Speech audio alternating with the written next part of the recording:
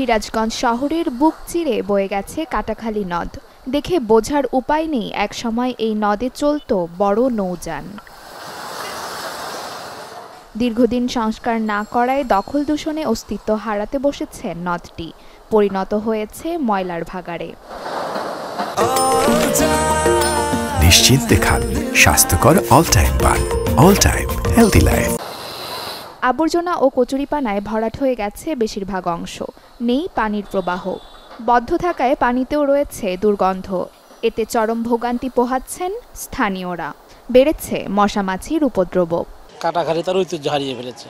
এখন পর্যাপ্ত ময়লা আবর্জনা ফেলা হয়, নদীতে কোনো প্রবাহ নাই এবং দুই পাশ সংস্কার না করার কারণে এখানে একটা ভীতিকর পরিস্থিতি সৃষ্টি হয়েছে। আপনারা জানেন যে এই দুর্গন্ধ এবং আবদ্ধ পানির কারণে পর্যাপ্ত ডেঙ্গু মশার সৃষ্টি হচ্ছে। মানুষ অতিষ্ঠ এই ময়লা আবর্জনার জন্য এবং দুই পাশ দিয়ে গন্ধ এবং মানুষ পোকামাকড়ের কারণে যাতায়াত করতে পারে না। তাই আমি একজন সিরাজগঞ্জের সচেতন নাগরিক হিসাবে মানুষের ভালোর জন্য স্থানীয় প্রশাসনের কাছে আমার জোর নিবেদন, এই কাটাখালীকে পূর্বের অবস্থায় ফিরিয়ে আনার জন্য প্রয়োজনীয় ব্যবস্থা গ্রহণ করা হোক। নদটি সংস্কারের দাবিতে মানববন্ধন সহ নানা কর্মসূচি পালন করছেন শিক্ষার্থীরা। দাবি জানান দ্রুত খনন করে নদীটির হারানো ঐতিহ্য ফিরিয়ে আনার। আমাদের জাহানারা উচ্চ বিদ্যালয়ের পাশে কাটাখালী নামে একটা নালা আছে। নালাটা খুবই দূষিত, এখানে প্রচুর আবর্জনা, নোংরা আবর্জনা ফেলা হয়, এখানে দুর্গন্ধ ছড়ায়, আমাদের ক্লাসে পর্যন্ত দুর্গন্ধ যায়।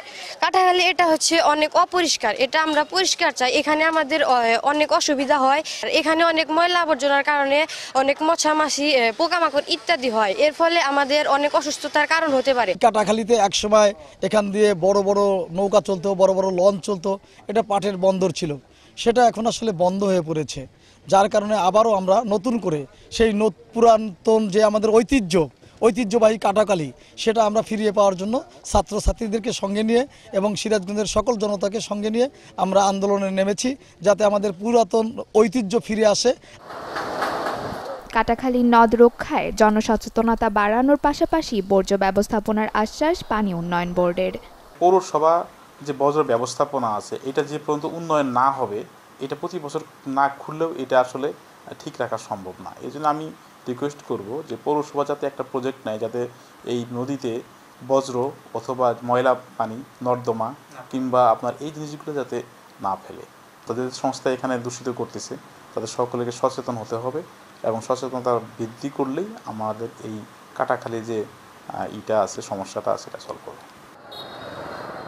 সিরাজগঞ্জের ব্যবসা বাণিজ্য প্রসারের লক্ষ্যে ব্রিটিশ আমলে খনন করা হয়েছিল নদটি। Desk report, channel 24।